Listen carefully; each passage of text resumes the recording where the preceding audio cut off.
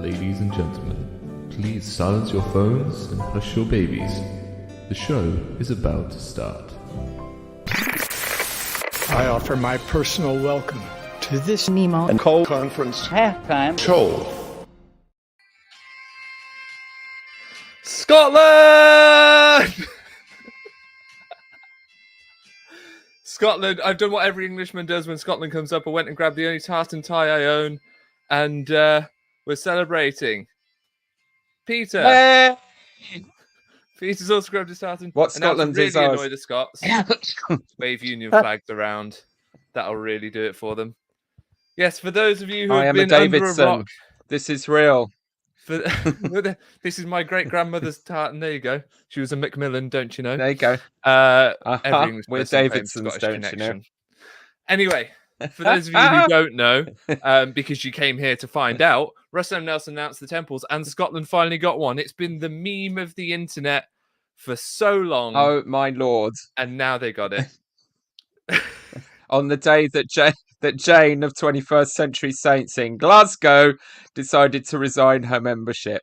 You could not make it up. They were never going to put a temple in Glasgow. Let's be fair. It's Edinburgh where everyone's She basically might be willing English to travel. anyway. Where posh people are at. Honestly, Hey! Scottish chapels and meeting houses around Scotland where they've been watching. Doors have been slammed shut. All three of them. Cayleys have begun. And it will be a riotous celebration in Scotland tonight of the Scottish Temple. I'm actually kind of feeling like I need to sort of pinch myself slightly because I can't quite believe that they've listened or done it, or it's just been such a joke for so long that Scotland's not going to get a temple. Yeah. Scotland's not going to get a temple. But it means they don't need the Birmingham one now, so we can get rid of that. we can sack that one off. They listened to us. That the Birmingham one wasn't actually shortening anyone's journeys from the top and the bottom of the country. Oh right, yeah. And Maybe we ought to. Next one will be Truro in Cornwall. The Truro Temple. Fantastic. Or Plymouth. It'll have a Plymouth spire Temple. like the chimney of a tin mine. You know what I mean? Just a little stone Yes. chimney. Oh yeah. Be beautiful. Amazing. Is it because We'll of help Thrive design Scotland? Yeah, I think they're hoping to shut Thrive Scotland down in order to do that. I wish I'd put Scottish Temple Nothing on my will stop prediction us. now. And Doug Vincent says, I still think Loch Ness would be a better location. Yeah, indeed. We need to get his picture up. Oh, Ruth Heath has just put, they'll probably build it in Newcastle and call it Scotland. Which Which for the American viewers, that's just over the border into England. It's the next big sort of town over the border into England. Yeah. Well, maybe it's once they stopped putting cafeterias in temples, they were like, right now we can put one in Scotland because they're not going to be serving battered Mars bars in the temple, so it'll be fine. Sorry, Scots, you're watching, and thank you very much, Robin Netto, for your very kind super chat. Should we actually get on and talk about a conference? So 15 new temples, as I predicted. I predicted there would be 15, and there was. Yep. It's amazing. Your rocking a hat was correct. Rocking hat's beautiful. So we have Utaroa, French Polynesia, Chihuahua, Mexico, which I spelt that perfectly first time because it's Chihuahua. That's how you remember it. Chihuahua. Okay. Florianopolis, Brazil, Rosario, Argentina, Edinburgh, Scotland, Brisbane, Australia. There's already a temple in Brisbane. Was it Brisbane South? I think they said, or something. I think so. Yeah. And Victoria, British Columbia, Houston, South Texas, Yuma, Arizona, Des Moines, Iowa, Cincinnati, Ohio, Honolulu, Hawaii, West Jordan, Utah, because that needs a temple. Lehigh, Utah, because that needs a temple. And Maracaibo, Venezuela. Someone said, darn it, Edinburgh was such an amazing, beautiful, fun city. Also, Des Moines lost 2 wards recently. Thank you for letting us know. That's the sure sign you're going to get a temple. West Jordan they literally has some 2 wards. temples already, apparently. But yes, it is. Oh my god. Yeah, sorry, they close wards, they close stakes, and give them a. Oh, the Edinburgh. They closed stake my mission and gave it a temple. The Edinburgh stake really ought to be worried. Yeah. Whew, right. Okay. Getting my breath back. What an exciting moment to be alive. Thank you very much. People are showering you with money. They're so excited. They're just, yeah. But thank you very much for the support. It's kindly appreciated. I do have a clip here of Nelson announcing it, but to be honest, I can't be bothered to show him saying it. There's no need really. But there is another announcement, ladies and gents, for all 400 and 450 of you that are watching. I am working on a book. Ooh, I'm working on a book. And I want to open up a little competition for viewers of the channel to be in the book. The book is sharing people's stories of leaving the church or staying with their records on the rolls of the church or taking their records off the church or being excommunicated. Those are the categories. And your stories are what's going to help make it possible. I'm going to be writing a lot of commentary around it, but I want to create this sort of anthology of people's stories. So there is a link in the description to a Google Sheet where you can submit your story. It'll help put your story in the right category of excommunicant or resigner or whatever. No, unfortunately, it's not a book about the best British biscuits, although I feel like I'm rather qualified to write such a book, so maybe that's my sequel. But yeah, that's the book I want to write. And I thought I have an audience of lovely people who I'm sure would submit their stories. So how do they do it, Nemo? Tell them how. There's a sheet in the description. Like I said, there's a link in the description. Submit your story. And then I'll be in touch if your story goes into the book. And it'll be a great time. Honestly, I need to calm down. Let me have a jammy dodger, Peter, and you talk to the people.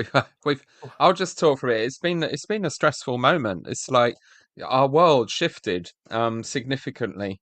But as people are sorry to be a Debbie Downer, as people are commenting already, a lot of these temples are in places that absolutely cannot support a temple, including Scotland. Sorry.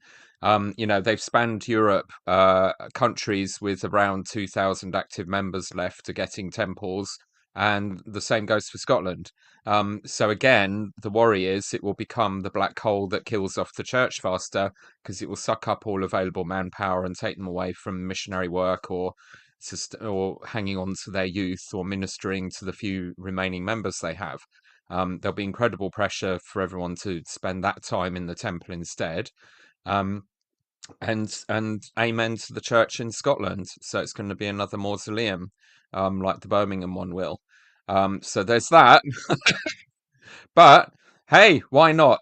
They've got the money. It's a tiny percentage of the wealth they've hoarded. They can totally afford it. They could afford to put a Salt Lake temple in every town in Scotland, literally. We checked. And so, this is just more of this insanity of creating the illusion of growth, which was referenced again in this talk, in this session of conference. But unfortunately, it's not real. Sorry, but we'll have fun with it anyway. It'll be a really interesting drive through Taco Bell one day. Or whatever. What do they eat in Scotland? Deep fried Mars bar drive through. You're right, you're muted, Nemo. Sorry, I've been chatting away. I was too busy running in to get my tartan. We need to do Jesus, Joe, or Russell. Goodness me. Go right. Okay, here we go. Who's winning? Ooh, the final results. Russell absolutely smashed it. Joe made it into double figures, which is interesting. I think it's because there was a lot of quoting of temple dedications from D&C, which obviously Joseph Smith gave. So he got quoted there a little bit more. But Russell absolutely smashed it. I'm surprised there was that much Jesus. Yeah, so much, though, of people just quoting. There was one talk, I think, where Jesus beat Russell. I think one. I'm trying to remember who it was. I'll remember as we go through. I'm worried. Jane seems to have gotten the link to this chat from somewhere, and she's sat backstage.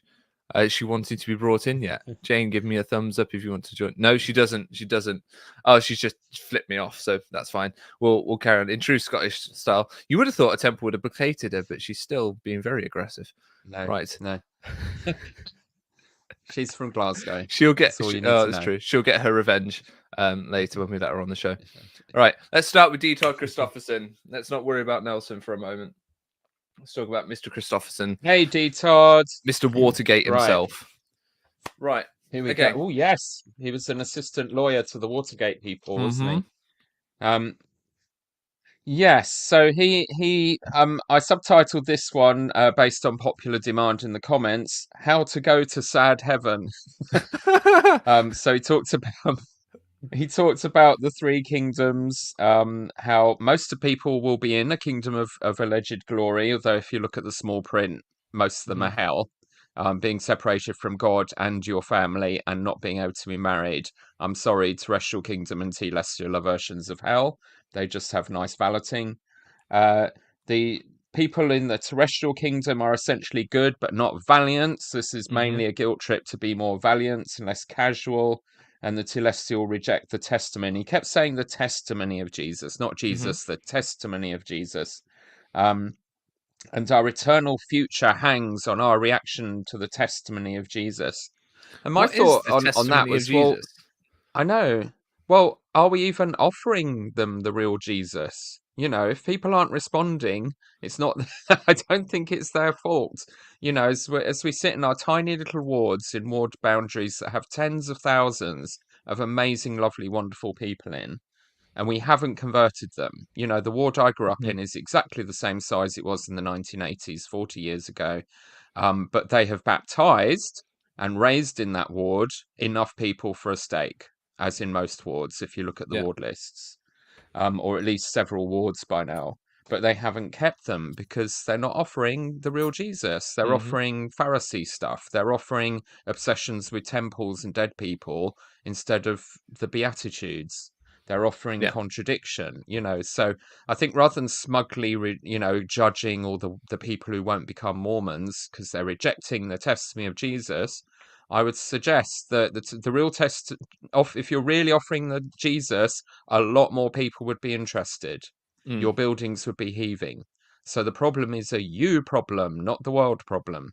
You know, sort that out. How are you actually communicating Jesus to people? What are they seeing when they come to church, when they look at who's on the stand with the power, when they look at the reputation of the church in the media? They're not seeing much Jesus. So this quote here So, struck me as a bit yeah. of scrupulosity. True disciples do not ignore the Mm-hmm. seemingly small things that sustain and Yeah. strengthen their testimony of Jesus, such as prayer, study of scriptures, Sabbath observance, and partaking of the sacrament, ministering, serving, and worship in the house of the Lord. So, here's your checklist. Here's all the things that you must be doing properly and perfectly if you were to be a quote unquote true disciple. Let's go to the next one here. Then he just cracks out some Neil A. Maxwell, which is, you know, he was kind of calling out people that choose slackness. And then he did the thing that Carlos A. Godoy, not Taylor Godoy, Carlos A. Godoy, who's just been released from the presidency at 70 and no one quite knows why, because he's not been made emeritus. He last conference was the whole like, why put your family at risk? It was that sort of mafioso talk of like, you've got a lovely family, shame if something were to happen to them, you know, talking about the intergenerational loss of faith. And then Christopherson's gone on a similar bent with this, pulling out Maxwell, saying that, you know, essentially honorable members who skim over the surface instead of deep in their discipleship, who are casually engaged rather than anxiously engaged, when they choose slackness, they're choosing not only for themselves, but the next generation and the next. And then he follows it up with small equivocations in parents can produce large deviations in their children.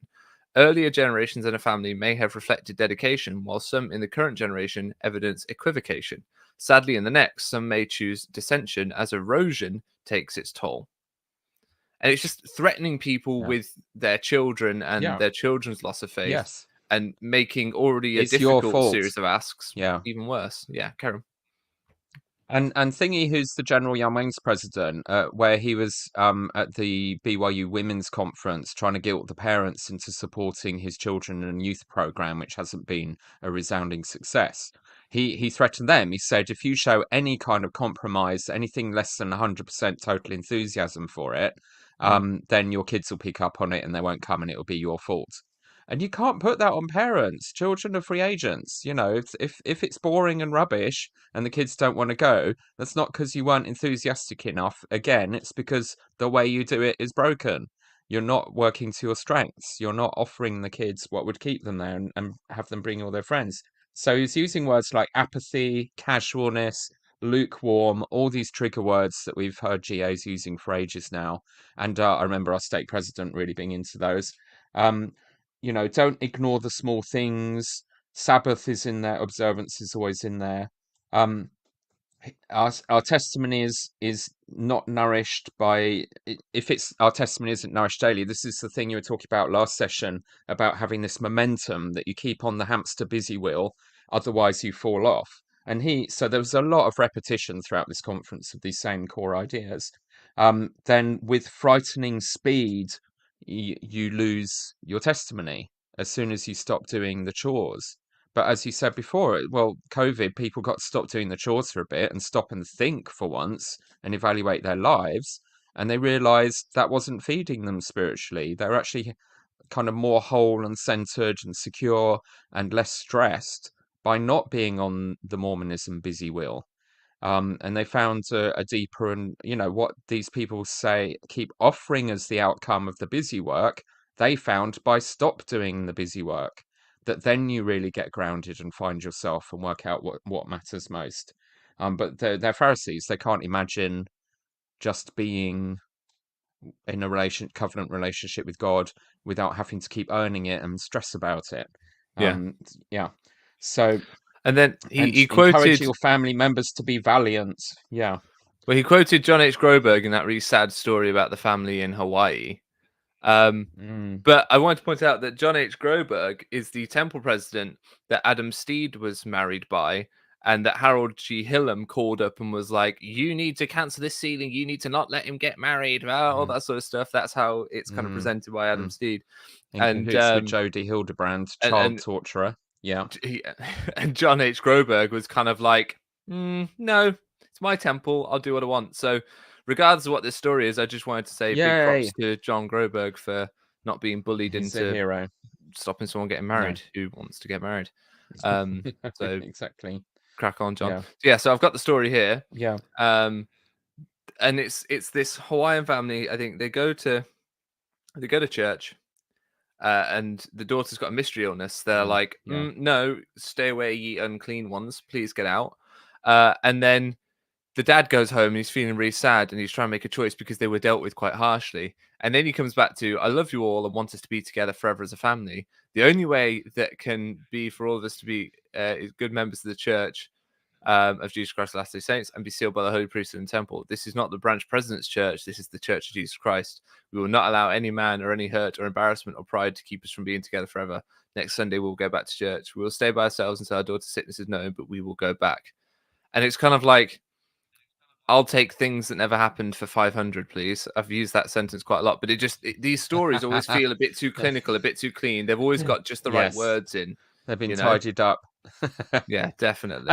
And of course, if you've got someone coming to your ward with an unknown sickness, definitely isolate them. Yes, be careful about transmission of disease. It wasn't unreasonable. But but also with that comes this idea that it doesn't matter how badly the church treats you, and what he was dangling is you have to keep coming because we're the only ones with the covenant, with the priesthood keys to give you your eternal ordinances, to keep your family sealed for eternity. Only we can offer that. And you have to put up with whatever crap we give you in order to, you have to keep coming and being seen to be faithful, or we won't give you your temple recommend. And then you lose it all. They always hold that over families. It's not you got sealed and now you're going to be together forever. It is you keep having to be judged by us and whatever our constantly changing criteria are for a temple recommend, but always including handing over lots of money. You keep up with that, and you might make it to death still sealed, but it'll be for us to decide. Can we jump through to Godoy? Because where we spent a lot of time on absolutely. Scotland I just want to say that he talked about being reborn through the grace of the Savior. So we had saving Thing of Derry Grace as the song in one of the last sessions. Amazing Grace. But then he finished with, but still do all the things. So he contradicts himself. We're saved by grace and by works. So there you go. It's all cool. The usual. Thanks. So Taylor Godoy, right? Call, don't fall seem to be the motto.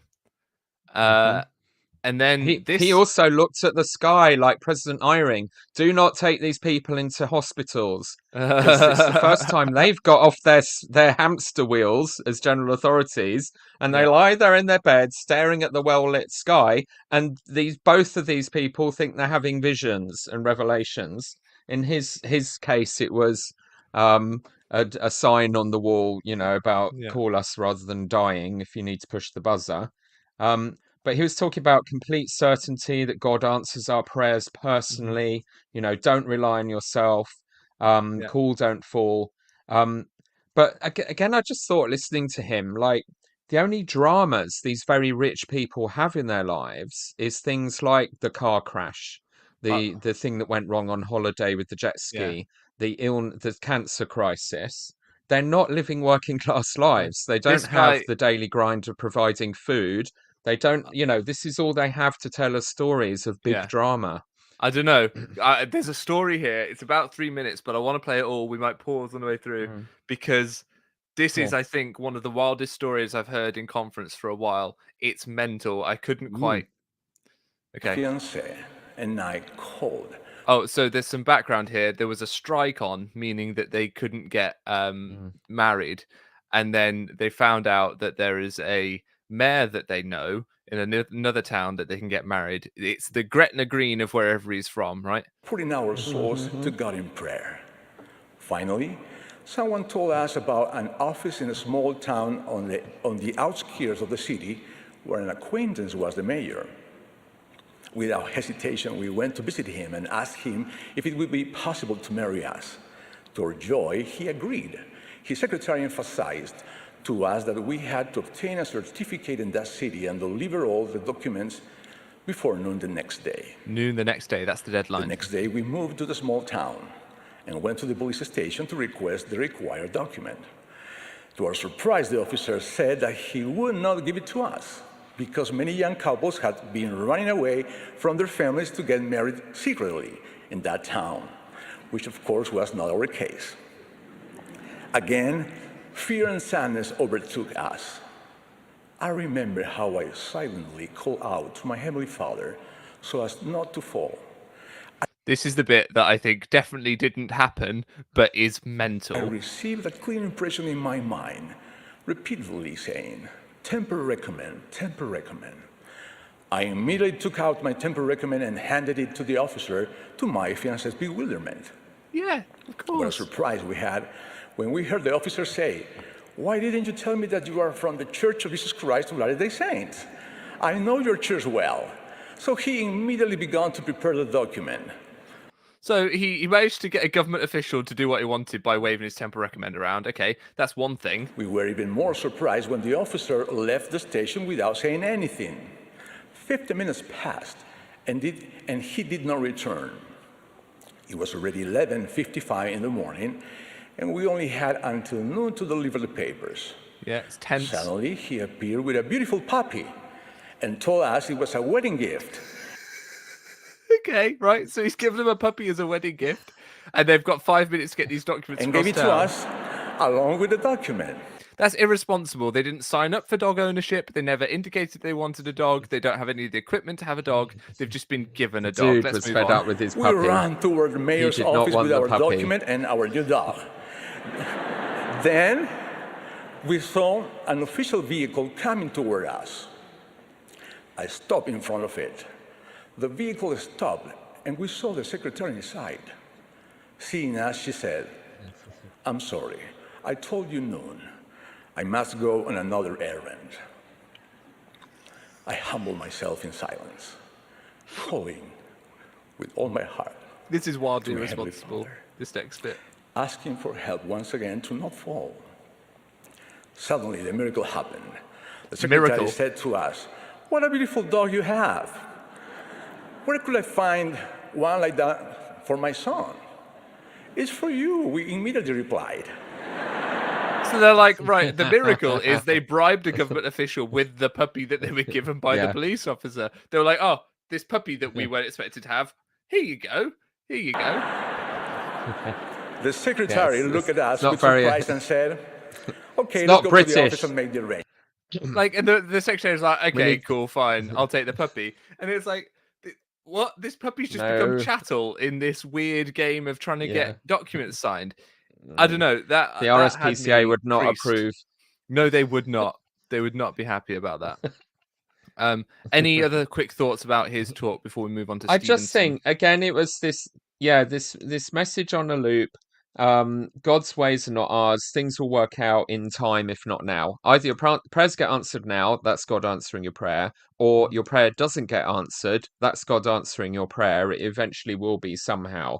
So again, they throughout. I mean, I'm really becoming sensitive to this now. That this is kind of all they've got. It is the thought-stopping feedback loop of this whole conference and the whole church at the moment. Is everything that happens to you, good or bad, you die, you live, it's all a testimony builder. You just keep on praying and stay on the busy wheel, and it will all seem like it's magically part of God's plan. And it's only when you get off you realize how those things, that magical thinking, these things don't earn your blessings. I've not been doing loads of the stuff that they think I should be doing every week. And my life's gone great. I'm richer, I'm more comfortable, and life is going well. I haven't been fired, touch wood. And it's all these things you thought you had to keep juggling, or life will fall apart. I've stopped blessing my food. I haven't died. My health is. I'm fat now, which is not good, but that's the chocolate. But it's just these things that they're selling as the answer are not it. It is God's grace. If you're going to do this religion properly, it is the life of a grace-filled, loving, which we've heard from some of the speakers, which we've bigged up in this conference, and we'll hear more later, just positivity, good vibes, love. I mean, we've already heard someone's teaching us that most people will get into their version of heaven, which is positive, and Patrick Kieran sort of threw doctrine in the bin and taught universal salvation for everyone and all your relatives, which was kindly of him, but nothing to do with Mormonism. And it's all first world problems. Yep. Whatever happens to you, the house wins. On to Gary. So this is a story, children, of how a billionaire tells the impoverished blind people to pay their fast offering. Yes. Are we ready? In we go.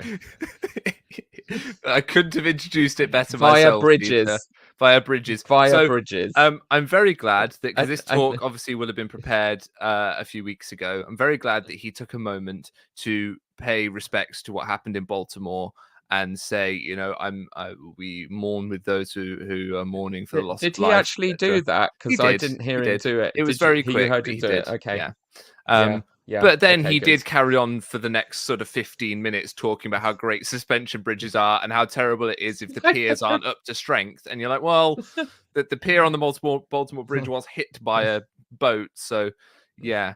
And very sturdy twin towers, again, pointing out in the comments as well. Proof that God, I don't think, inspired this talk somehow. If they're prophets, and he's ordained as a prophet to see the future, right. and he made his whole talk about bridges. My gosh! Well, I don't think he is a billionaire, because they withdrew their public offering, but he's a very wealthy nearly tech billionaire who likes a good bridge, and he thought, I like bridges, I'm going to make a conference talk out of it. And he was talking about the whole bridge talk was how to balance the two great commandments to love God and love your neighbor, and why they would ever come in conflict in any way, I'm not quite sure, but apparently the church seems to think there is, because gay people need loving. But yeah, exactly, right. Homophobia. Because actually, really, that those two things, it's quite clear in scripture. It's always been quite clear to my mind that loving God equals loving your neighbor, and loving your neighbor equals loving God. And they are intertwined in that sense. And not to go off on a too big a tangent, but I was at a theology session that's run here in Oxford. And there was some people from the Orthodox Church there talking about their views on loving neighbor and loving God and how they intersect. And they have some very lovely views on that. So I really enjoyed hearing a nice version of that. But yes, he did talk a bit about Baltimore. This was very telling. and we won't say much, but in the Mm. twilight of Jesus Christ's ministry, during what we Yes. now call Holy Week. Oh, right. Well, the Yeah. rest of Christendom have been calling it Holy Week for a very long time, Gary Stevenson. So I'm glad you finally joined the party. They're saying it like But they want us to shouldn't. It's praise. apostate nonsense. I know. Who from? The Catholics? Yeah. What is this madness? Oh my gosh. And They're gonna then be you got the praying to tech Mary billionaire soon. saying, "We love the Father and Son through the payment of tithes, keeping the Sabbath day holy, living a virtuous and chaste life, and being obedient." And then he told the story about the elderly German immigrant who was blind, who was putting her money on the side and but He met on his mission. Yeah. yes. He said, Oh. and this is the Just one you wanted again, me to put yeah. on here, right? Yes. Yes. Love of the Lord is not complete because he totally contradicts himself. So in the middle, we suddenly get very woke. Love of the Lord is not complete if we neglect our neighbors. This outward love includes all of God's children without regard to gender, social class, race, sexuality, income, age, or ethnicity. We seek out those who are hurt and broken, the marginalized, for all are alike unto God. We succor the weak, lift up the hands which hang down, and strengthen the feeble knees. You That's my don't. religion. But they I don't do believe it. this Oh, stuff. I do No, too. but I they think don't. that's great. Yeah, this is the so our apostles can get it right, but then they totally contradict themselves because they don't actually believe any of that. It used to be race absolutely mattered and would keep you out of the church. They wouldn't try and convert you if you're black for 140 years, 42, and they still haven't disavowed the doctrines supporting that being okay with God. Social class, we've established that all the people they're calling to be general authorities are upper middle class in a very, very narrow range of careers, which is medicine, business management, and Law. lawyers. Yep. The vast majority. Almost, I would say 80%, classes, 90% of them that have spoke yeah, at this yeah. conference. And that's usually reflected in local state leadership as well, unless you're in Britain and desperate. Sexuality, absolutely verboten. You're not allowed to hold hands at church if you're same sex, unless you're famous, and you will be persecuted and so will your children. Income, you have to pay a lot of money. They check your tithing records and the income they're getting from you before they consider you for a stake leadership position. Age, they've gone for a gerontocracy. So to have the ultimate power in this religion, you have to be very, very, very old. And it's not representative of the ethnic diversity of the membership. So all of that's bollocks. They don't do any of that, but that is how it should be. And You that's heard it what here Jesus first. taught. I think that's the next piece of merch is just a t-shirt that says all of that's bollocks. Go on, verses. But the contradiction, go back, is I'm back, don't worry. increase this. Yeah, okay. He said earlier on, he'd said, love with all your intelligence and intellect. I love that. I'd have that on a t-shirt. I think we have in our garments. One of the symbols absolutely means that. But they don't want us to use our intelligence and intellect because that creates too much empathy for the marginalized people listed there. He said, we're in a world of increased contention, some so focused on the commandments that they look down on the less righteous. So he's having a go at the uber conservatives. Others focus on a life without religion. Others love others. This is the weasel words, without accountability to God, loving people without accountability to God, and go for complete acceptance of others. They never say what they mean. He never says hate the gays, but everyone knows that's what he's talking about, but they're never specific enough to, because if you're actually telling people not to love a group of people or that you can love them too much, you need to tread incredibly specifically and carefully about what that looks like. And all the members of the church can interpret that however they want. They can be throwing out their gay kids because general authorities have told them to do that in the past. They can be racist. They can be whatever.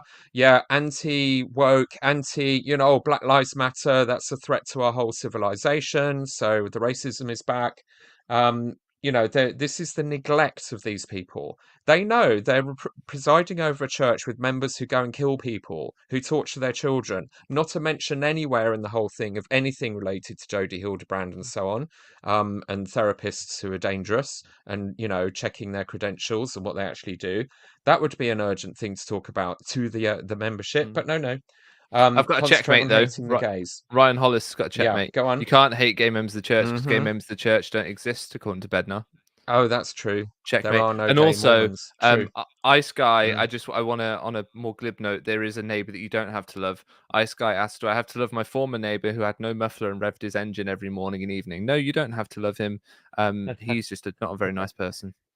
So And the final bit here, there is an element of sophistication with Gary. He said, well, how do we do this? He acknowledges this is a contradiction.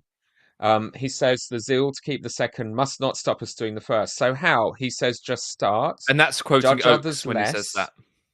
Yeah. Yeah. Judge others less.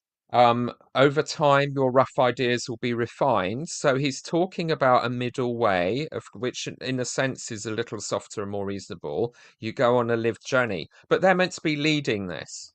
He's basically saying, "You work it out. We're telling you contradictory crap. You work out what sense to make of it. That's your problem, not us." So it's totally irresponsible. It will unleash hatred. Not it's already there. So that's the thing that really got me, is they refuse to be specific enough about what getting that right actually looks like. And they mostly double down now that on the musket fire speech, which they're now making every student at BYU study as part of their induction when they start as a student there. Can we to talk learn to about hate the gays. the dog's body of the General Authority 70s? Let's do it. So Matthias I don't know if people have seen, but on all these from Colombia. slides, I've put their name, that they're a General Authority 70, and then what committee they're on normally. But with Matthias Held, could not find out what he did. All it said was on his bio, he serves in various committees and assignments, which I've chosen to interpret as General Dog's Body. Because on his church bio, it says that's what he's in. So which ones are they specifically? He's a mechanical engineer. He's one like many of the other general authorities, mechanical engineer degree, then MBA, so business administration. Oh no, that's not what I was talking about, Peter. I was talking about what he does at church headquarters. Oh, for the church. I'm with you. Sorry. Yeah. No, he was a mechanical engineer, and Mercedes Benz. He worked for Mercedes. Yeah. Very very wealthy chap, and you can tell. Look at him. That's the man you see in the boardroom. Manicured. Is it not? That's cool. What's he got to say? I find them indistinguishable from apostles. His is a wrong roads story, sort of. He's some kind of wrong turn on a highway. I lost focus at that point. Correct the wrong choices when we repent. There's oppositional things, so exercise agency. He's teaching very basic stuff, but he kind of made it very binary. In life, there's commandments or break the commandments, faith in miracles or wait for proof, total blind faith or skepticism, trust or fear, positive or pessimistic, and suffering alone. So he really presented extreme binaries as the path of life, when it's actually much more nuanced than that. Can I just share something from the comments, Peter? Go on. Yes. The Cure That Kills says, are you really calculating how many times people have mentioned the names of Joseph Smith, Jesus Christ, and President Nelson? No, I am not. That's not what's going on. What is going on is I'm counting how many times those people are quoted. That's what the Jesus Joel Russell chart is all about. And that is very important, because what that does is it informs us as to whose words actually matter to the leaders of our church. Are they the words of Christ? Are they the words of the current prophet? Or are they the words of the founder of the religion? And the ones that matter to the apostles, certainly this time round, very, very clearly are the words of Russell M. Nelson over the words of Jesus Christ, which is weird for the Easter conference, because normally that's when Jesus wins, because everyone's busy talking about the Easter story, which just kind of no one really did this entire conference. Anyway, carry on. Don't want to spend too much time on Held, because he wasn't that interesting. No, that's fine. No, he was. Don't be naughty. So, various of my family members have pleaded with me to approach conference with an open mind, rather than my usual, what they see as negative skepticism. So I did, and this is one of my favourite talks. He said some lovely things. He said, we can adjust to a new reality. or decide not to change anything. I'm like, yes, that's my catchphrase for Mormon Civil War. Okay. We can adjust to a new reality or decide not to change anything. And the church needs to learn that. He's talking about our personal lives, but get real, be realistic, adjust instead of being stubbornly sulking in a corner. Adjust, learn, seek, choose. These are all action words, he said. Remember, we are agents, not objects, which is something that Bednar's talked. But I love that he had a far more sensible outcome for that, which is rather than be a servant and slave to the president of the church, you work out what you need to change in your life and adjust to reality. He quoted Charles Dickens. That's always good. Best of times and worst of times. Again, he really channeled Uchtdorf. We're always living with good and bad and difficult and happy. So let's own that, which I love, because there's quite a positive anti-toxic positivity message in this conference. Several speakers, who are the more sensible ones, said it's okay to be sad. It's okay to be depressed. It's okay to have crisis, because that's part of life. You know, the Taoist thing. So one of the best things I've heard at conference in a while is Uchtdorf saying it is okay to be sad because God weeps. Yes. It's like, yes. bravo. Oh, that was cool. Yeah. So he said, make a conscious effort to see the both sides of every situation allotted to us in life. And I think that also he didn't say it, but it should of course apply to different people's opinions. Listen to each other, understand. Our attitudes and choices define us. And then he was into Think Celestial, but that was his definition of Think Celestial, which I loved. So I think he was actually one of the little gems of this conference. Bless him. He did good. Well, Neil L. Anderson, how do you think he did? Yeah. The youth on their own initiative, totally unorganized. 300 of them turned up in a parking lot when they were we'll having get a to town that. We're not at that meeting point yet. For a temple. Let me run through this one, Peter. I'm sure they did. I'm sure they did it all by themselves. Anyway, go on. Let me run through the slides on this. Oh, one, yes, I don't want you to jump ahead. Yeah. So he said, why would he at this specific time? This comes after. Give the need of prosperity to his people, that through their sacred ties, hundreds of houses of the Lord could be built. Why now? Well, now is the day of my great power. I rule from the rivers to the sea. You can buy anything in this world with the money we stole and hoarded. Yeah, that's why now, because Enzyme Peak's paying off, and eventually we'll use that money, but they don't use it at the moment. The other thing he said, this I thought was really, really important, actually, really important, because he said the quiet part out loud. We have certainly seen men's and women's hearts fail them. The enticing of the world, cool, blame the insider-outsider narrative. The distraction of alluring voices. The neglect of spiritual nourishment. Fine. That's, he could say, oh, COVID, you just stopped. Fault. But the fatigue from the demands of discipleship.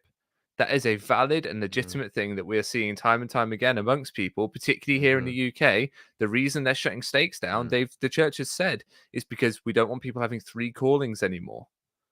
That's not what we want. So the leadership class here are exhausted. They're dead behind their eyes. The spark has gone. They're going through the motions.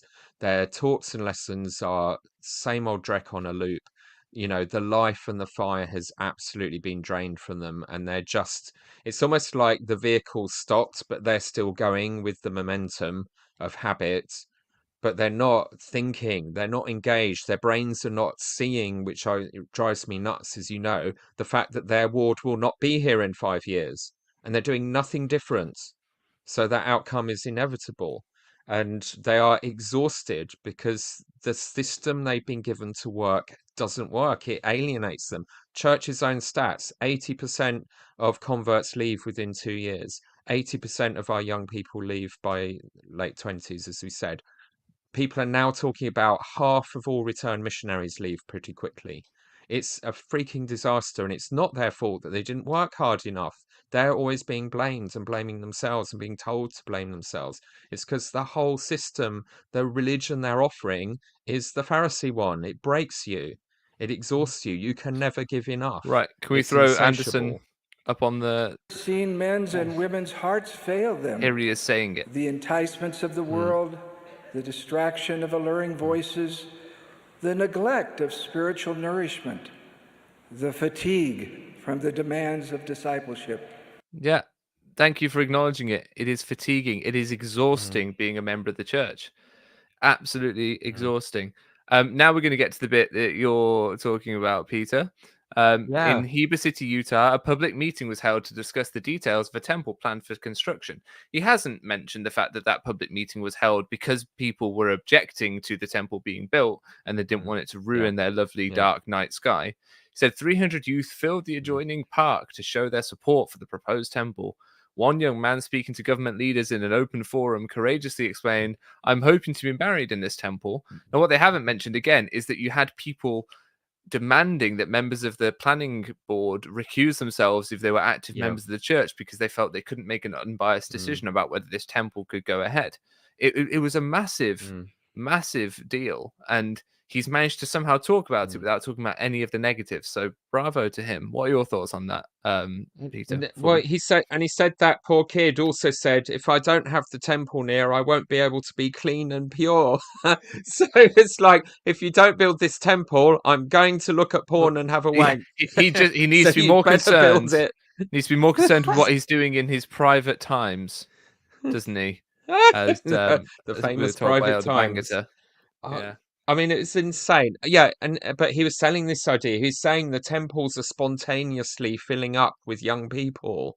You know, you go there, it used to be just old grey people, as if it's been this stampede. It's not. They've told the youth to go. They are being told this is your primary engagement with our religion now, is servicing the dead people in the temple. It's their last desperate throw of the ball to try and lock people into membership while they're young. And you've experienced that. You know, you were in there as a temple worker, as a missionary, paving the way for this. And You're welcome. it's, don't, and there's no fun in that. Yes, you'll raise a few boring fanatics, but you're not teaching them in the temple how to function in the real social life at their school, in their social life, in their dwindling youth groups, to be Mormon where they're at. And that's what the joy that we had, my generation had in the 80s and early 90s, is we had a thriving, living social life based on church, nothing to do with the temple. Dances, conventions, we had to travel a lot, but we got there. A massive social network. It was cool to be a Mormon. We were having far more fun than our secular friends, and all they had to do was go and get drunk and get awful headaches. And that was on a loop. That was their whole social life. So, but by marching these children that they ordain all at once at the same point in January in batches into the temple on the covenant path, it's not going to work. That's why they're there, because Neil He told them also, to be there, and he's acting like it's a surprise. yeah. He's talking about, he says, let us pray for temples that have been announced throughout the world, that properties can be purchased, that governments will approve plans, that talented workers will see their gifts magnified, and that the sacred dedications will bring the approval of heaven and the visits of angels. He's let the cat out of the bag of something that we knew for a while now, which is that Russell M. Nelson has just gone on a spree of temple building that defies all of the pre-existing sort of conventions of the Criteria. temple department, where they said, we'll buy the plot first, and we'll be in the process of designing and getting planning permission before we even think Then of we'll announcing announce it. Whereas now he's like, we'll announce it, and then we will try and buy some property there, and then we will try and see if we can get planning permission, and then we will see if a temple actually happens. So do not expect the Edinburgh temple to be anywhere near Edinburgh, because land around there is expensive. Yeah. Your final thoughts on this piece afford before it, we but they move pretend to be to pace? They can totally afford. They can afford Edinburgh Castle if they want it. They can afford Loch Ness. Yeah, but they can't have it. Was pointed out earlier. True. Right, Mark L. Planning Pace. permission, isn't it? He will be released. Mind you, Trump got a golf course in Scotland. I think there's hope. All right. Though it might trigger them. Mark L. Pace of the Sunday School Presidency said, "Dear brothers and sisters, we are so grateful for your efforts in reading the scriptures with Come Follow Me." Well, you better be grateful for their efforts, because you've given them sod all to work with in the manual. So they're having to put all the effort in themselves to get anything out of Come Follow Me. It's ridiculous. What the people writing that manual, what did they spend the 4 years or 3 years doing? They're just like it's like a bunch of uni Well, students left it till the night before. no, Sorry, I'm deeply university students would have unimpressed. made it interesting. Oh yeah, No, true. it's old boring dead people. And they've dumbed it down where literally there's one manual for every age group, the same manual. So it's dumbed down to primary level, literally. It's cherry picking the most boring scriptures in each chapter. I've taught gospel doctrine for years in the past. It's impossible to do it now with these awful manuals. Anyone with an ounce of common sense is mostly ignoring them. So there is some good teaching going on around. But that again means it's much easier for them to go off piste and upset people, which is happening to some of my friends. And but yeah, I mean, I'm a teacher. I'm a secondary school teacher. This is my subject, teaching anyone, yeah, but certainly the teenagers. And this guy's got no imagination. He's stuck in the old tropes about the apostasy cycle. He says, we're told that there will never be another general apostasy.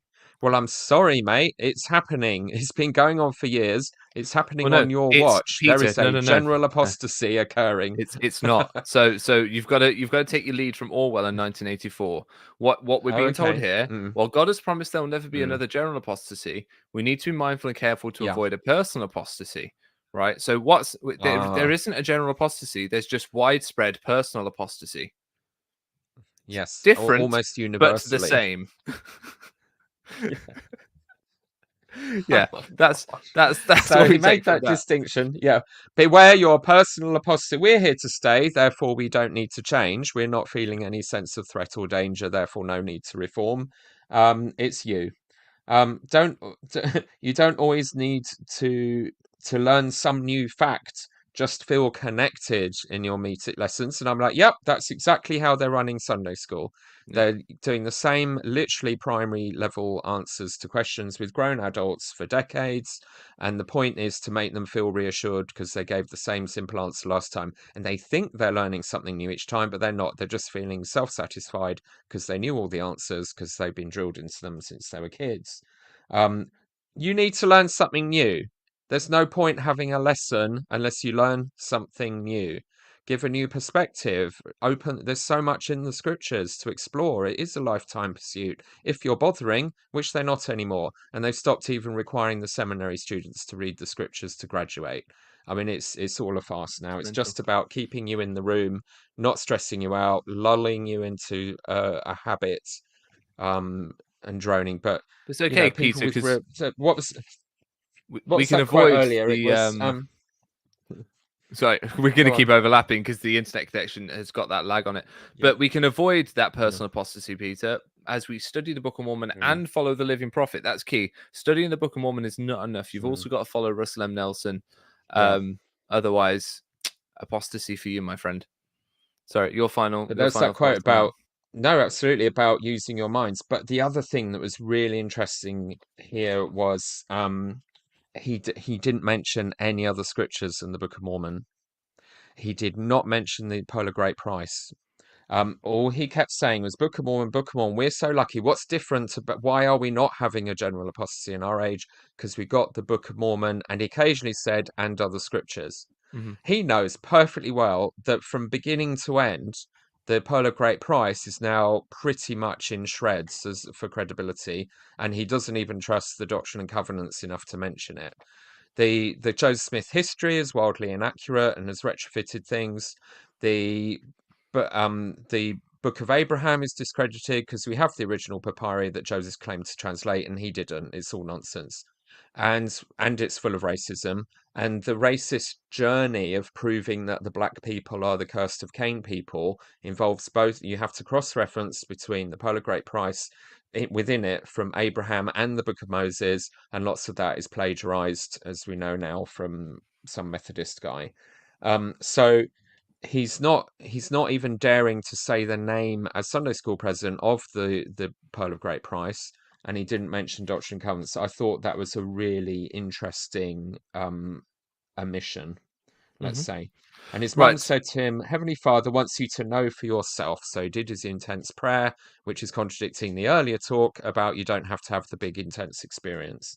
Yeah. But he's sort of, But he his said mum his came felt in that he had increments. to. So yeah. Should we go to our boy Russell M. Nelson, even Russell M. Nelson, Our even great our most leader. beloved prophet, our most gentrified geriatric prophet, Russell M. Nelson, who has some really lovely glasses. We'll see them in some video clips. I like the glasses. He spoke about the Kirtland Kirtland. Temple was desecrated he looks younger. by enemies of the church. Looks hip. Later, the Kirtland Temple was acquired by Community of Christ, which has owned it for many years. Last month, we announced that the Church of Jesus Christ no, of thank you for Latter-day looking Saints after it. has purchased the Kirtland Temple, along with several significant historical sites in Nauvoo. We greatly appreciate the cordial and mutually beneficial discussions we had with leaders from Community of Christ that led to this agreement.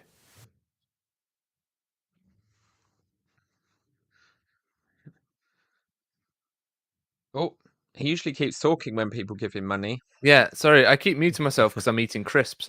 Thank you to Mary Ann Minor. Can't I'm wait. just being honest. I'm hungry, man. It's gone midnight. Anyway, yes, thank you very worked much hard. for your kind support. But Russell M. Nelson's looking preppy with his specs. It takes almost 10 years off him. He looks a mere 90 now. I agree.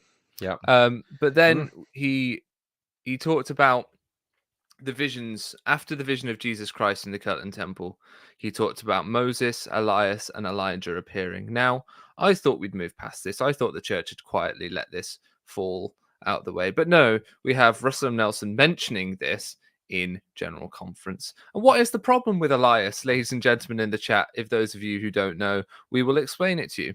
The problem is the church tries to explain it like this. You have Moses, who restored the keys to the gathering of Israel. You have Elias, who restored the keys to the dispensation of the gospel of Abraham. And you have Elijah, who restored the keys of the sealing power. Now, here's the issue.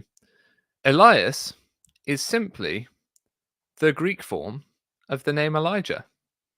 That's all it is. That's all it is. And Awkward. the church tries to explain Elias apparently lived in the days of Abraham.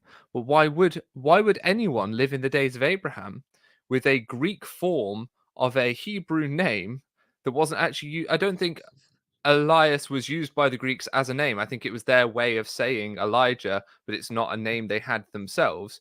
So why on earth would that name be on anyone in the days of Abraham? It makes no sense. It's nonsense. It comes from Joseph Smith not understanding that the references to the name Elias, as it appears in the New Testament from King James, which comes from the Greek, is simply the Greek for Elijah. So they're just talking about the prophet Elijah. This is a big issue with Joseph Smith's claims, but it's also such a seminal part of church history. They can't really ignore it. And Russell M. Nelson, in his talk, which the theme of which was keys, priesthood keys, couldn't avoid talking about. But it's a big boo-boo, and you really shouldn't have brought it up because it makes the church look silly.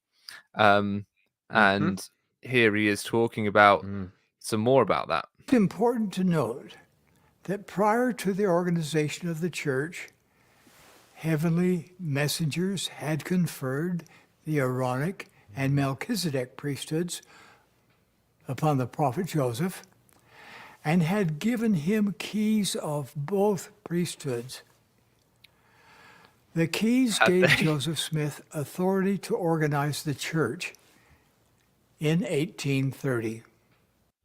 So in order for Joseph Smith to have the authority to organize the church in 1830, he needs the priesthood to have been restored to him before then, even though it's a later addition to the church theology. And I think it's retrofitted into the D&C, isn't it? They were elders, and then they were. It is. Yeah. Yeah. Take it away on that one, Peter. Section 20. It's either 20 or 27. This is one of the major retrofits between the Book of Commandments, which was published after the church was founded in 1830. When Joseph needed to double down on having more authority, they took a boring small section that was just about getting the bread and wine for the sacrament or something, and they suddenly chucked in, they quadrupled its size by throwing in loads of extra paragraphs referencing John the Baptist bringing the Aaronic priesthood and Peter, James, and John restoring the Melchizedek priesthood. and published it as if it was always part of that original revelation, and that's what we all thought growing up. Total lie. It was added years later, and one of the reasons that is it David Whitmer or John Whitmer, who was in the first presidency, became disillusioned with Joseph Smith and left, was Joseph suddenly invented and brought out of a hat this idea of the restoration of Aaronic and Melchizedek priesthood. And he said, I'd never heard of this. They'd had a kind of generic high priesthood. And if, as far as I was able to get in Rough Stone Rolling, Richard Bushman was very clear, open about that, saying that his idea of priesthood was gradually firming up, and they had a generic sense of high priesthood. There's nothing to do with Aaronic or Melchizedek going on till later. And this is one of the great lies that we've all been told about the restoration. And it's what kind of in the top list of 10 facts about what really happened in the history of the restoration that they did not tell us the truth about, that disillusions But it's people really and important, leads them to leave the church. Peter. Yeah. It's really And important he because added priesthood keys distinguish the Church of Jesus Christ it's as everything. saints from any other organization on earth, and it allowed them to keep on this priesthood keys rhetoric. Could I just point this out a sec? Without priesthood keys, the Church could serve only as a significant teaching and humanitarian organization, but not much more. It's cute that they think they're a significant humanitarian organization. They give a lot of money to other genuine humanitarian organizations, and it's not even that much money when you take away the 800 million that goes to internal church welfare. So are they a significant humanitarian organization? Not really. And are they a significant teaching organization when you've got members of their leadership saying you don't really need to learn anything? You can just crack on and have some nice feelings. They don't ever teach us anything particularly new at General Conference. They just keep churning things over at a primary level. So I don't think you could call them a significant teaching or humanitarian organization, particularly. And then overclaiming as usual. Another really interesting thing he said, which I only kind of half caught, was he said that when these things were restored, or the priesthood keys, they ratified earlier ordinances. And I think he might have been talking about the restoration at the Kirtland Temple, which they're claiming happened with these 3 visitors. But what are the earlier ordinances that would need to be ratified by Elijah bringing the sealing keys? Could it be the fact that Joseph Smith was having it away with the housemaid in a barn long before even teaching about sealing, years before this visitation in Kirtland to give him the authority to marry what all historians in the church pretty much agree now was his first plural wife, which happened long before Elijah turned up to give him any permission or priesthood keys to be able to do that. So I was really interested in that little phrase ratifying. That could be the most interesting thing he said there. That is a great catch, Peter. Thank you. Yeah, that is great because you're quite right. It's a well-known thing that Joseph Smith getting the revelation on polygamy is nonsense. For any time before, he also claimed to get the sealing keys, which are necessary for polygamy's great defense, which is, it's about next life, not about carnal interactions. Russell Nelson did acknowledge here many other organizations can and do make your life better here in mortality, but no other organization can and will influence your life after death. And I guess that's his claim to make. There's not a lot you can really push back on about that because that's their belief. But I think a billion Catholics will disagree with you quite strongly. The sale of indulgences has been strong since long before the church ever existed. So the Catholic Church is known to have a very strong impact on people's afterlife. So they would probably disagree with him on that. Is there anything else? Yes, here we go. I think here is him backing up J. Annette Dennis. That's what this is right here. Priesthood keys restored through the prophet Joseph Smith make it possible for every covenant-keeping man and woman to enjoy incredible personal spiritual privileges. And that is the message that J. Annette Dennis was trying to give by saying that because when men and women enter into covenants that are under the priesthood and priesthood authority, therefore the priesthood empowers these people. And that is such a twisting of what priesthood power is known to mean by everyday members of the church. It's bizarre, but this is the way I think they're going to keep this narrative. But Annette admitted this. She said, I went through the temple when I was 20, and for basically 40 years since then, I had no idea that I had all this power until very recently. I'm like, of course you didn't, Janet Dennis, because you were told that saying so would get you excommunicated, that claiming priesthood power for women from the temple endowment is what actually got some of the September 6th excommunicated. And if you were paying attention, you'd know that, but you certainly wouldn't have had anyone teaching you that you had anything resembling priesthood power. Women were told the authority and power that you have is the Holy Spirit, and that's enough. You have the Holy Ghost, like everyone else.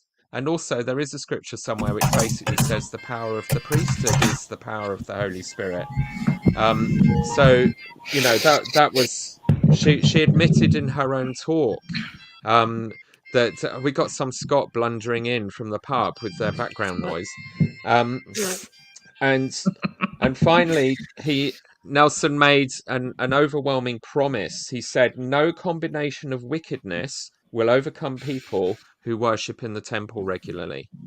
It was another of his ludicrous overclaiming promises. If you go to temple regularly, you are immune from everything. There is no combination or form of wickedness. Armies will combine. You know, your family will leave the church. The apostates will come for you with their internet. None of that's going to work if you're busy doing the busy Mormon Pharisee work for the dead people in the temple. And he made that sweeping promise. Okay. Which won't work for quite a lot of people. They'll find out that that was bullshit. Excuse my French. We put on our best tartan just for Jane, didn't we, hey! Peter? Got all our tartan. It's all lovely. This one's got some lovely yellows in it. We are sons Which of was Scotland. the theme of conference ties this weekend. It was there was a lot of yellow tie going on. So yeah, nice job. Yes.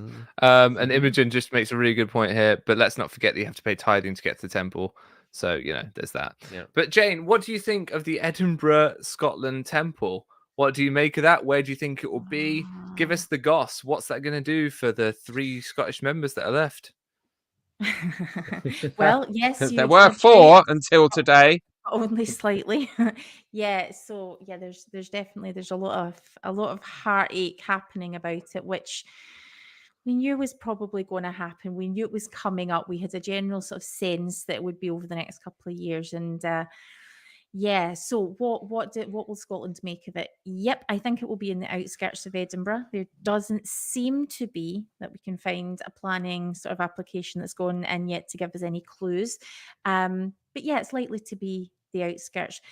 We do have a member of the Scottish Parliament. We have our own Parliament, who is a member of the church, who I'm sure has been very supportive of this. Mr. Kerr. That's Mr. Kerr, and he will be pushing for this. However, he is sort of minority politically.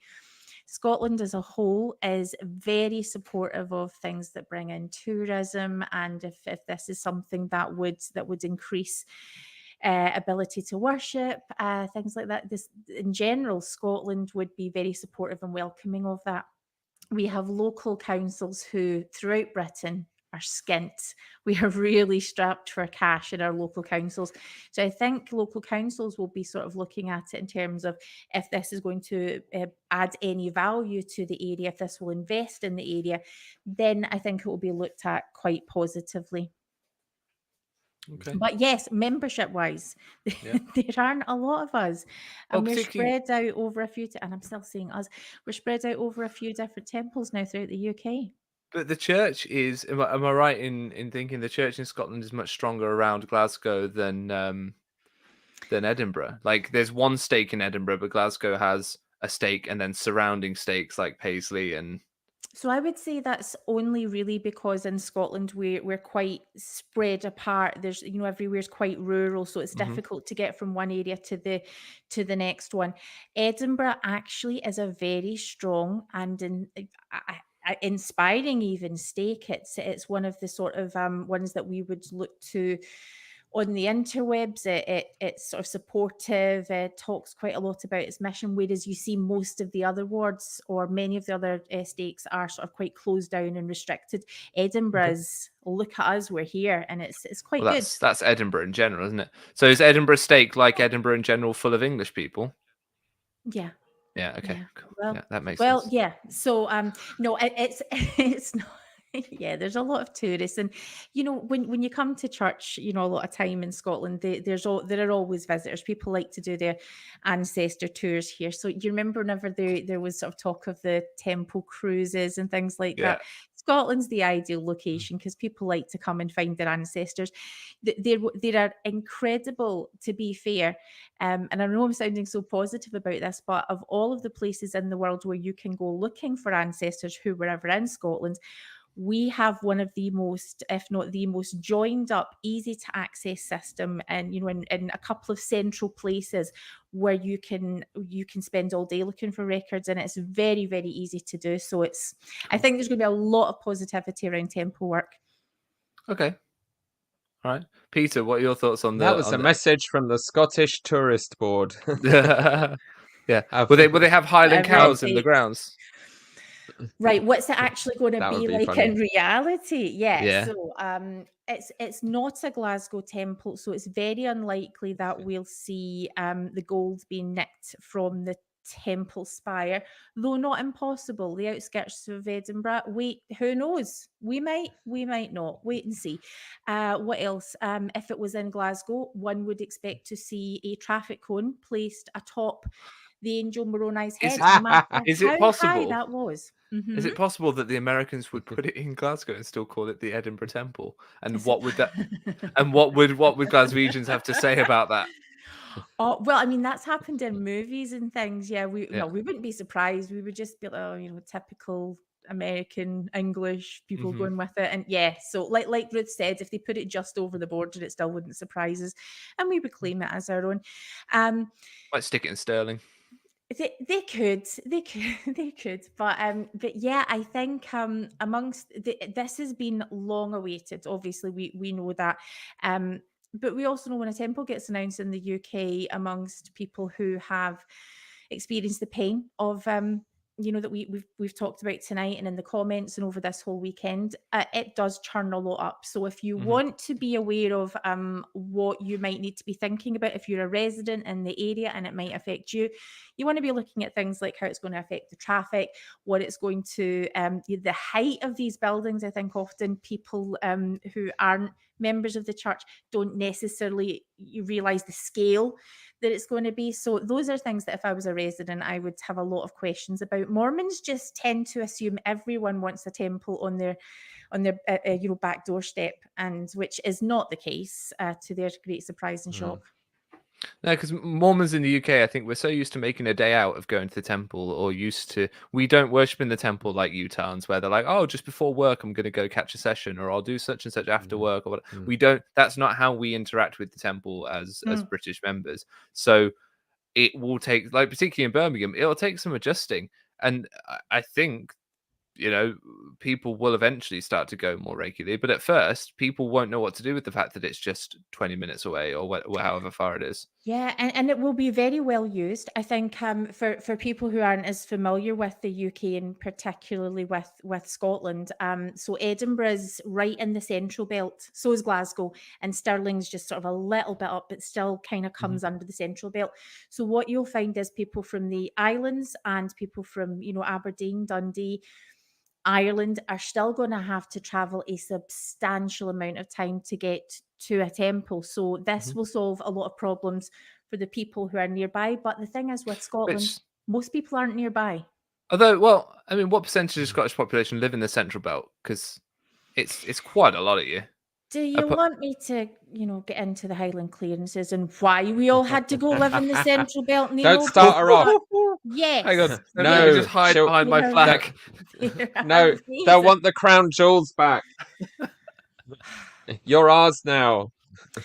We have to pay money to go visit our own crown jewels in Edinburgh Castle, which currently runs as an army garrison. So you're not getting that. The Scottish government will not sell off the land. So there's things that we're very, very protective about. The church doesn't get to sort of, say where it wants to be, and Scotland rolls over and says, there you go. So it will be very carefully looked at and, through supportive eyes. I think the main thing that I'm sort of taking away from this is, like I say, I have recorded this moment on camera every year since I've had the ability to record the temple announcements, just waiting to catch the big moment. Yeah. And I specifically didn't do that tonight. I took my camera out and I put it away because I thought this, even though Shame. it's likely to happen, this is going to hurt. And so for those of you who don't know, yesterday I had I'd let everyone know on Nemo's show, following a talk which redefined integrity and prioritized someone's version of integrity over Christ's love. I felt that despite all of the I think bad things that have been said over the years, it's probably quite surprising that that was the moment. But what has held so many of us in this space, women especially, been talking about this, has been our integrity. And to see how that has been, Peter used the word twisted, twisting what priesthood is and how it's described in a lot of these beautiful concepts. To hear integrity twisted, it shows a lack of integrity.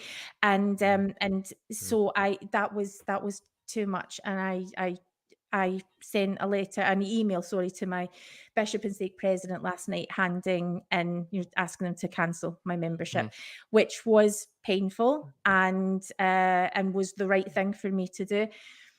And Peter, just right before we came on the show, you had asked me, would you have still sent the email if you knew we were going to get a Scottish temple? And yeah, I absolutely would have. And it hurts, but the reality is that temple, if I had have stayed, that temple would have been years to build. It would have, we're talking maybe 4 years to get ready. I might have been maybe allowed to go to an open house. I handed back my recommend quite some time ago, since my LGBTQ family aren't welcome to attend with me, and my best friends in the Brit Avengers aren't allowed to go. Nemo won't even be able to get an interview to see if he can, just be asked the questions for a recommend.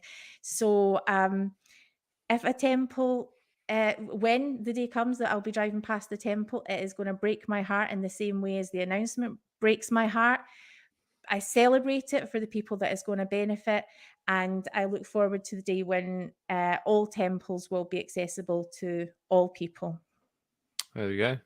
Well, I think on that note, I'm going to wrap it up. I'm not going to make Peter solo. No, wouldn't want to do that. Hey, what? There you go. Make That myself was solo. so pretty. There you go. We have our tartan. So, what a conference that has been. A Scottish temple, who would have believed it? I'm recognizing lots of names in the chat. There's lots of names I don't recognize, which is excellent, which means there's more people. We've had an average of 600 people. The opening show had 1,000 viewers live, which is incredible, and I'm very grateful to every one of you for turning up. For those that have arrived since we started, I'm running a bit of a competition. I'm writing a book about people's experiences leaving the church, and so if you left the church, if you were kicked out of the church, if you haven't taken your names off but you don't go anymore, check out the link in the description. And that's a Google Sheets there for you that you can look at and sign up and see if you can make it into the book. If you want to support the work I do, people have been sending super chats all night. Recurring monthly donations are really helpful because it helps me plan the money that I spend on content, and it also helps me put food in my face. So if you want to become a recurring monthly supporter, the link is down there. $10, $15, $20 a month, whatever it is you can afford, is all very helpful. If not, subscribe, because you'll want to see what I'm going to do between now and the next time that I do this in 6 months' time. There'll be a lot going on. I've got plans to do some great videos, but we'll see if I can get them done. I will get them done. So I'll be, over the next month, looking at a lot of conference content, breaking some things down in a bit more detail. There'll be some shorts next week summarizing what's happened at conference. There's going to be loads of great stuff. So now's a great time to join the community, subscribe, get all the notifications, hit like, and thank you all very much in the chat. It's been great to spend this weekend with you, and I'm off to bed now.